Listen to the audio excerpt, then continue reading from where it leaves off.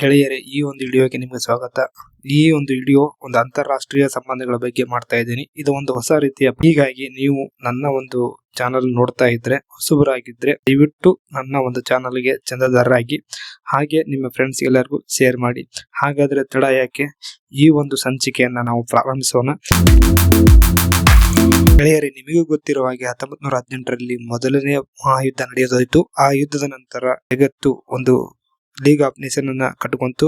ಅದರಿಂದನೂ ಎರಡನೇ ಮಹಾಯುದ್ಧವನ್ನ ತಡೆಯಕ್ಕಾಗಲಿಲ್ಲ. ಈ league of nation failure ಆಯಿತು. ಅದರ ನಂತರ ಎರಡನೇ ಮಹಾಯುದ್ಧ ನಡೆದು ಹೋಯಿತು. ನಿಮ್ಗೆ ಗೊತ್ತಿದೆ, ಎರಡನೇ ಮಹಾಯುದ್ಧದಲ್ಲಿ ಮಹಾಯುದ್ಧ ಪ್ರಾರಂಭ ಆದ ನಂತರ ಅಕ್ಷರಶಃ ಜಗತ್ತು ನಾಯಕರ ಕಂಡಂತ ಹಲವಾರು ಸಮಸ್ಯೆಗಳನ್ನು ನೋಡಿ ಜಗತ್ತು ಮರುಭೂಮಿ ರೀತಿ ಒಳಗಾಗಿ ಹೋಯಿತು. ಅಂತ ಮರುಭೂಮಿಗೆ ನಾವು ಒಂದಿಷ್ಟು ಹೊಸ ರೀತಿಯ ಕಲ್ಪಿಸಬೇಕಂತಂದು ಹುಟ್ಟುಕೊಂಡಂತ ಸಂಘಟನೆಗಳೇ ಹೀಗೆ ಹುಟ್ಕೊಂಡ್ವಲ್ಲ. ಯಾವ ಇವತ್ತು ಈ ಸಂಘಟನೆಗಳು ಬದಲಾಯಿಸಿದವೆ ಜಗತ್ತನ್ನ. ಯಾವ ಸಂಘಟನೆಗಳು ಬದಲಾಯಿಸಕ್ಕೆ ಇಷ್ಟಪಡ್ತಿಲ್ಲ. ತಮ್ಮ ಹಿತಾಸಕ್ತಿಗಳಿಗೆ ಹಾಗೆ ಈ ಸಂಘಟನೆಗಳು ಪ್ರಾದೇಶಿಕ ಇರ್ಬೋದು, ಅಂತಾರಾಷ್ಟ್ರೀಯ ಮಟ್ಟದಲ್ಲಿ ಇರ್ಬೋದು, ತಮ್ಮ ಹಿತಾಸಕ್ತಿಯನ್ನೇ ಮಾತ್ರ ಬೇಯಿಸ್ತಾ ಇದ್ದೇವೆ. ಉದಾಹರಣೆಗೆ ಇವಾಗ ವಿಶ್ವಸಂಸ್ಥೆ ಇದೆಲ್ಲ, ವಿಶ್ವಸಂಸ್ಥೆಯ ಮಾತುಗಳನ್ನು ಯಾವ ರಾಷ್ಟ್ರಗಳು ಕೇಳ್ತಾ ಇದ್ದೇವೆ ಹೇಳಿ? ಯಾವ ಕೇಳ್ತಾ ಇಲ್ಲ. ಹಾಗಾಗಿ G7 ನೋಡಿಕೊಳ್ಳಿ, ಇಟ್ಕೊಂತು G7 ಕೇವಲ ಅಭಿವೃದ್ಧಿ ಹೊಂದಿದವರನ್ನು ಮಾತ್ರ ಇಟ್ಕೊಂಡು ಕಟ್ಟಿಕೊಂಡಂತ ಸಂಘಟನೆ. ಈ ಸಂಘಟನೆಯನ್ನು ನೋಡಿದಾಗ ನಮ್ಗೆ ಮತ್ತೊಂದು ಪರಿಹಾರ ಸಂಘಟನೆ ಬೇಕಾಗಿತ್ತು. ಅದೇ ಬ್ರಿಕ್ಸ್ ಅನ್ನೋದು ಬಂತು. BRIC, BRICS.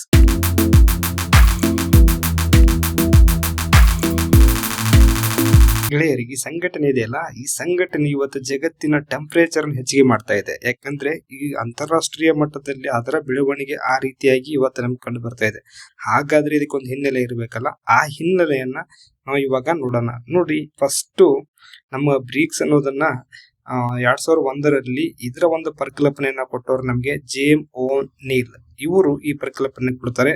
ಹಾಗೆ 2009ರಲ್ಲಿ ಅಂದ್ರೆ ಮೊದಲ ಸಮ್ಮೇಳನ 2009ರಲ್ಲಿ ಎಲ್ಟನ್ಬರ್ಗ್ ನಲ್ಲಿ ನಡೆಯುತ್ತೆ, ರಷ್ಯಾದಲ್ಲಿ. ಈ ಸಮ್ಮಿಟ್ ನಲ್ಲಿ ಇದರ ಒಂದು ಸಂಪೂರ್ಣ ಬೇಕಾದಂತ ರಾಷ್ಟ್ರಗಳು ಅಂದ್ರೆ 4 ರಾಷ್ಟ್ರಗಳು ಸೇರ್ಕೊಂಡ್ಬಿಟ್ಟು ಈ ಒಂದು ಸಂಘಟನೆಯನ್ನ ರಚನೆ ಮಾಡಿಕೊಂಡು, ಅದು 16 June 2009 Brazil, Russia, India, China ಈ ರಾಷ್ಟ್ರಗಳು ಸೇರಿ ಕಟ್ಟಿಕೊಂಡಂತ ಶಕ್ತಿ ಯಾವುದಂದ್ರೆ ಅದು ಬ್ರಿಕ್ಸ್. ನೆನಪಿರಲಿ ನಿಮ್ಗೆ. ಬ್ರಿಕ್ಸ್ ನಲ್ಲಿ ಅವತ್ತಿನ ನಮ್ಮ ಪ್ರಧಾನಿ ಅಂದ್ರೆ ಮನಮೋಹನ್ ಸಿಂಗ್ ಅವರು ಇದ್ರು ಅನ್ನೋದೇ ನಮ್ಗೆ ಒಂದು ದೊಡ್ಡ ಹೆಮ್ಮೆ. ಇದು 4 ರಾಷ್ಟ್ರಗಳು ಒಂದು ಹೊಸ ರೀತಿಯ ಕಲ್ಪನೆಯನ್ನ ಒಪ್ಪಿಕೊಂಡು ಇಲ್ಲಿ ಸಂಘಟನೆಗೆ ಭಾಗವಹಿಸಿ ಅದರ ಒಂದು ಯಶಸ್ವಿಯನ್ನ ಗೊಳಿಸಿದ್ದನ್ನ ನಾವು ಕಾಣ್ತಾ ಇದೀವಿ. ಆನಂತರ ಇದಕ್ಕೆ ಒಂದು ಪೂರಕವಾಗಿ 3ನೇ ಒಂದು ಸಮ್ಮೇಳನ ನಡೆಯುತ್ತೆ. ಅದು 2011ರಲ್ಲಿ ಚೀನಾದ ಶಾಂಘೈಯಲ್ಲಿ. ಈ ಚೀನಾದ ಶಾಂಘೈಯಲ್ಲಿ ನಡೆದಂತ ಸಮ್ಮೇಳನ ಸಂಘಟನೆಗೆ ಒಂದು ಅವಕಾಶ ಮಾಡಿಕೊಡುತ್ತೆ. ಅದು ಸೌತ್ ಆಫ್ರಿಕಾ ಅಂದ್ರೆ ಇವಾಗಿರುವಂತಹ ಸೌತ್ ಆಫ್ರಿಕಾ ರಾಷ್ಟ್ರವು ಇದಕ್ಕೆ ಸೇರುತ್ತೆ. ಈ ರಾಷ್ಟ್ರ ಸೇರಿದ ನಂತರ ಅಲ್ಲಿ 5 ರಾಷ್ಟ್ರಗಳಾಗ್ತವೆ. 5 ರಾಷ್ಟ್ರಗಳು ಸೇರಿಕೊಂಡು ಒಂದು ಬ್ರಿಕ್ಸ್ ಅಂತ ಮಾಡ್ತೇವೆ. BRICS ಬ್ರಿಕ್ಸ್ ಆಗುತ್ತೆ. ಗೆಳೆಯರೇ, ಯಾವುದೇ ಒಂದು ಸಂಘಟನೆಯ ಗುರಿ ಉದ್ದೇಶಗಳಿರ್ತವೆ. ಹಾಗೆ ಇದರ ಒಂದಿಷ್ಟು ಉದ್ದೇಶಗಳನ್ನು ನೋಡೋಣ. ಜಾಗತಿಕ ದಕ್ಷಿಣದ ಧ್ವನಿಯಾಗಿ ಹೊರಹೊಮ್ಮುವುದು, ಡಾಲರ್ ಅವಲಂಬನೆಯನ್ನ ಕಡಿಮೆ ಮಾಡುವುದು, ಆರ್ಥಿಕ ಸಹಕಾರ ನೀಡುವುದು, ಶಾಂತಿ ನಿರ್ಮಾಣ ಮಾಡುವುದು, ಜಾಗತಿಕ ಹಣಕಾಸು ಸಂಸ್ಥೆಗಳಲ್ಲಿ ಅಭಿವೃದ್ಧಿ ಹೊಂದುತ್ತಿರುವ ರಾಷ್ಟ್ರಗಳ ಹಕ್ಕನ್ನು ಹೆಚ್ಚಿಸುವುದು. ಈ ರೀತಿಯಾಗಿ ಒಂದಿಷ್ಟು ಉದ್ದೇಶಗಳನ್ನು ಇಟ್ಟುಕೊಂಡು ಇದು ಬೆಳವಣಿಗೆಯನ್ನ ಸಾಧಿಸ್ತಾ ಬಂದಿದೆ. ಇಲ್ಲಿ ನಾವು ಪ್ರಮುಖವಾಗಿ 4ನೇ ಸಮ್ಮೇಳನ ನಡೆಯುತ್ತೆ. ಆ ಸಮ್ಮೇಳನ ನವದೆಹಲಿಯಲ್ಲಿ ನಡೆಯುತ್ತೆ. ನಮ್ಮ ಭಾರತದಲ್ಲಿ ನಡೆದ ಪ್ರಥಮ ಬ್ರಿಕ್ಸ್ ಸಮ್ಮೇಳನ. ನಿಮ್ಗೆ ಕೇಳಬಹುದು, ಈ ಸಮ್ಮೇಳನದಲ್ಲಿ ನಮ್ಮ ಮನಮೋಹನ್ ಸಿಂಗ್ ಅವರು ಭಾಗವಹಿಸ್ತಾರೆ.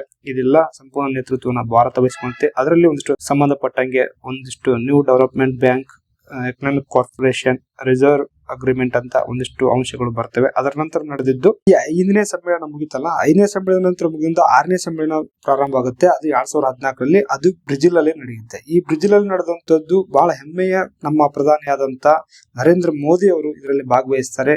ಇವರು ಭಾಗವಹಿಸಿದ ಈ ಸಮ್ಮೇಳನದಲ್ಲಿ ಒಂದಿಷ್ಟು ಯೋಜನೆಗಳನ್ನ ಕೈಗೊಳ್ತಾರೆ. ಅಂದ್ರೆ ಅಧಿಕೃತವಾಗಿ ಒಂದು ನ್ಯೂ ಡೆವಲಪ್ಮೆಂಟ್ ಬ್ಯಾಂಕ್ ಅನ್ನ ಸ್ಥಾಪನೆ ಮಾಡಕ್ಕೆ ಎಲ್ಲರೂ ಒಂದು ಷೇರನ್ನು ಹಾಕಿ ಒಂದು ನ್ಯೂ ಡೆವಲಪ್ಮೆಂಟ್ ಬ್ಯಾಂಕ್ ಅನ್ನ ಸ್ಥಾಪನೆಗೆ ಅಧಿಕೃತವಾಗಿ ಚಾಲನೆ ಕೊಡ್ತಾರೆ. ಆ ಚಾಲನೆ ನಂತರ ಈ 5 ರಾಷ್ಟ್ರಗಳು ನಾಯಕರು ಸೇರಿಬಿಟ್ಟು, ಅದರಲ್ಲಿ ನಮ್ಮ ನರೇಂದ್ರ ಮೋದಿ ಅವರು ಸೇರಿಬಿಟ್ಟು ಏನ್ ಮಾಡ್ತಾರೆ ಅಂದ್ರೆ ಒಂದು ಒಪ್ಪಂದವನ್ನ ಮಾಡ್ಕೊಂತಾರೆ. ಅದೇ ಹೊಸದ ನ್ಯೂ ಡೆವಲಪ್ಮೆಂಟ್ ಬ್ಯಾಂಕ್ ಅನ್ನ ಸ್ಥಾಪನೆ ಮಾಡ್ತಾರೆ 2014ರಲ್ಲಿ. ಅದರ ನಂತರ ನಡೆದಿದ್ದು 7ನೇ ಬ್ರಿಕ್ಸ್ ಸಮ್ಮೇಳನ, ಅದು 2015ರಲ್ಲಿ ನಡೀತು. ರಷ್ಯಾದ ಯೂಪಾ ನಗರದಲ್ಲಿ ನಡೆಯುತ್ತೆ. ನ್ಯೂ ಡೆವಲಪ್ಮೆಂಟ್ ಬ್ಯಾಂಕ್ ಸ್ಥಾಪನೆ ಆಗುತ್ತೆ. ಇಲ್ಲಿ ಅದು ಚೀನಾದ ಸಂಘೈಯಲ್ಲಿ ಸ್ಥಾಪನೆ ಮಾಡಲಾಗುತ್ತೆ, ಅದರ ಹೆಡ್ ಕ್ವಾರ್ಟರ್ಸ್ ಬಂದ್ಬಿಟ್ಟು. ಆನಂತರ ಇದಕ್ಕೆ ಒಂದು 100 ಬಿಲಿಯನ್ USA ಡಾಲರ್ ಅನ್ನು ಹಾಕಿ ಶೇರ್ ಅನ್ನು ಹಾಕಿ ಸ್ಥಾಪನೆ ಮಾಡ್ತಾರೆ. ಇಲ್ಲಿ ನಮ್ಮ ಭಾರತೀಯ ಪ್ರಥಮ ಅಧ್ಯಕ್ಷರಾಗಿ KV ಕಾಮತ್ ಅವರನ್ನ ಆಯ್ಕೆ ಮಾಡಲಾಗುತ್ತೆ. ಅವರು 5 ವರ್ಷ ಪೂರ್ಣಾವಧಿಯನ್ನ ಮುಗಿಸ್ತಾರೆ. ಆ ನಂತರ ಪ್ರಸ್ತುತವಾಗಿ ಇವಾಗ ರಷ್ಯಾದ ಲೇಡಿಯಾದ ರಸೂಫ್ ಅವರು ಇವಾಗ ಕಾರ್ಯನಿರ್ವಹಿಸ್ತಾ ಇದ್ದಾರೆ. ಇವರು ಅಧ್ಯಕ್ಷರಾಗಿ ಇದರ ಒಂದು ಕಾರ್ಯನಿರ್ವಹಿಸಿದ್ರೆ. ನಂತರ ನಡೆದು 8ನೇ ಸಮ್ಮೇಳನ, ಅದು ಗೋವಾದಲ್ಲಿ ನಡೆಯಿತು, 2016ರಲ್ಲಿ ನಡೆಯಿತು. ಇದು ನಮ್ಮ ಭಾರತದ ಪ್ರಧಾನಿ ನರೇಂದ್ರ ಮೋದಿ ಅವರು ಇದರಲ್ಲಿ ಭಾಗವಹಿಸಿ ಎಲ್ಲ ರಾಷ್ಟ್ರಗಳನ್ನು ಆಹ್ವಾನಿಸಿಕೊಂಡು ಒಂದು ಯಶಸ್ವಿಯಾದಂತ ಬ್ರಿಕ್ಸ್ ಸಮ್ಮೇಳನವನ್ನ ನಡೆಸಿಕೊಟ್ರು. ಅದರ ನಂತರ ನಡೆದಿದ್ದು ವರ್ಚುವಲ್ ಸಮ್ಮೇಳನ. ಫಸ್ಟ್ ವರ್ಚುವಲ್ ಸಮ್ಮೇಳನ ಅದು 12ನೇದ್ದು, ಅದು 2020ರಲ್ಲಿ ರಷ್ಯಾದಲ್ಲಿ ನಡೀತು. ಇದನ್ನ ಕೇಳಬಹುದು, ನೆನಪಿರಲಿ ನಿಮ್ಗೆ.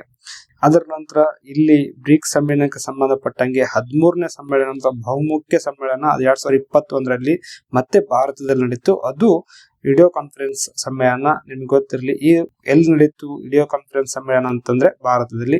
ಅದಕ್ಕೆ ಸಂಬಂಧಪಟ್ಟಂಗೆ ಒಂದಿಷ್ಟು ಸ್ಪೇಸ್ ಪ್ರೋಗ್ರಾಮ್ಗಳು ನಡೆದವು ಈ ಒಂದು ಸಮ್ಮೇಳನದಲ್ಲಿ. ಅವು ಭಾರತೀಯರಿಗೆ ಒಂದು ಅವಕಾಶವನ್ನ ಕಲ್ಪಿಸಿಕೊಟ್ಟವು. ಇವತ್ತು ಎಲ್ಲಾ ರಾಷ್ಟ್ರಗಳು ಸೇರಿ ಸ್ಪೇಸ್ ಪ್ರೋಗ್ರಾಮ್ಗಳನ್ನ ಮಾಡ್ತಾ ಇದ್ದಾವೆ. ಈ ಸ್ಪೇಸ್ ಪ್ರೋಗ್ರಾಮ್ ಅಂದ್ರೆ ಸ್ಯಾಟಲೈಟ್ ಸಂಬಂಧಪಟ್ಟಂಗೆ ಒಂದಿಷ್ಟು ಅಭಿವೃದ್ಧಿ ಕಾರ್ಯಗಳನ್ನ ಈ ಸಮ್ಮೇಳನದಲ್ಲಿ ಕೈಗೊಳ್ಳಲಾಯಿತು. ಒಂದು ಕ್ವಶನ್ಸ್ ಇದೆ ಗೆಳೆಯರೆ, ಬ್ರಿಕ್ಸ್ ಸಂಘಟನೆಯು ಆಹ್ವಾನಿಸಿದರೂ ಸೇರದ ರಾಷ್ಟ್ರ ಯಾವುದು? ಈ ಒಂದು ಕ್ವಶನ್ ಬಗ್ಗೆ ನಿಮ್ಗೆ ಆನ್ಸರ್ ಅನ್ನ ನಾನು ವಿಡಿಯೋದ ಕೊನೆಯಲ್ಲಿ ಕೊಡ್ತೀನಿ, ಅಲ್ಲಿವರೆಗೆ ವಿಡಿಯೋ ನೋಡಿ, ಅದ್ರ ಜೊತೆಗೆ ನೀವು ಕಾಮೆಂಟ್ಸ್ ಮಾಡಿ.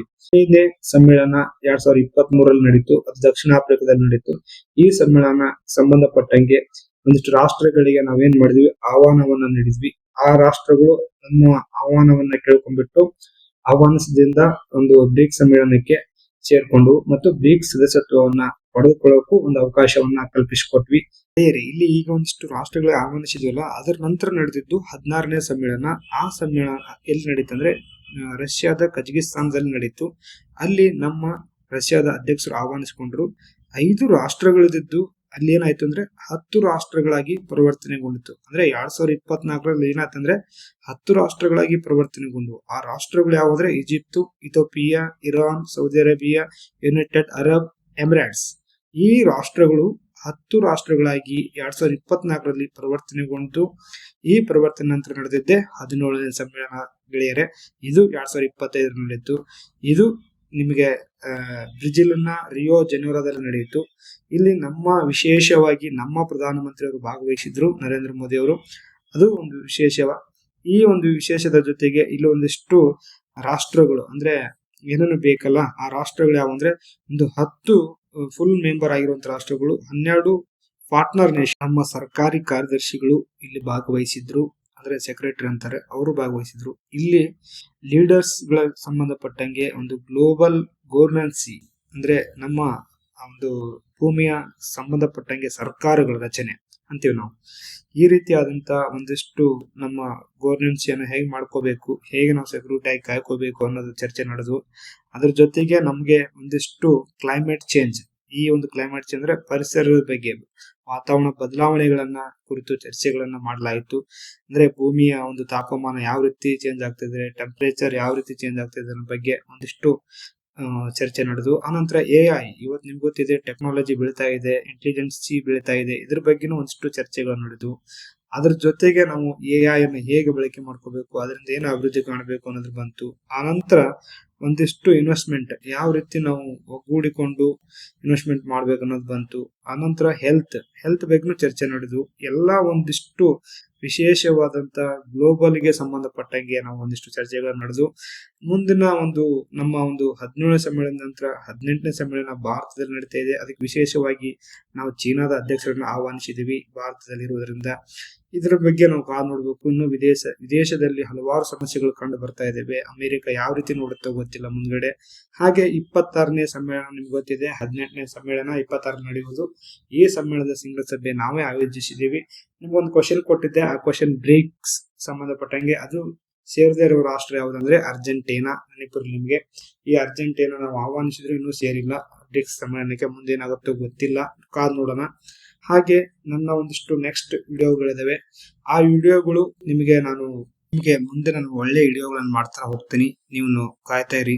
ಮತ್ತೆ ಸಂಘಟನೆಗಳ ಬಗ್ಗೆ ತುಂಬಾ ಒಳ್ಳೆ ವಿಡಿಯೋಗಳನ್ನು ಮಾಡ್ಬೇಕಂತಿದೆ. ಹಾಗಾಗಿ ಈ ಒಂದು ವಿಡಿಯೋಕ್ಕೆ ನಿಮ್ಮ ಅನಿಸಿಕೆ ಅಭಿಪ್ರಾಯಗಳು ತುಂಬಾ ಮುಖ್ಯ.